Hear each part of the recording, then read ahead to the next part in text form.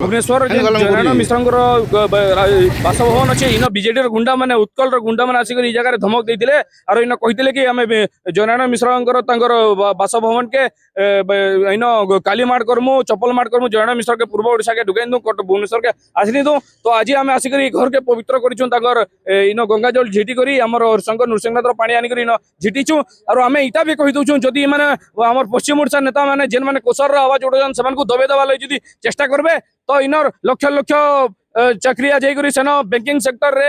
Education sector रे सब sector रे सेन जॉब करूछन हमर भी सेन हंगामा हवा सेन दंगा हवा और आके गवर्नमेंट का दई रहबे और हमें हमको हमर कोसर राज्य दरकार हमको हमें केबे भी उत्कल से नहीं थे ना हमको बंदे उत्कल जननी गाबार लगी ना बाध्य करा होचे हमें बंदे उत्कल जननी केबे नहीं खाऊं और बंदे उत्कल जननी के राज्य सरकार के हमें अनुरोध करूछु और बंदे उत्कल जननी के जते जल्दी हबार हमर राज्य संगीत रो मान्यता रो हटे दिया जाऊ।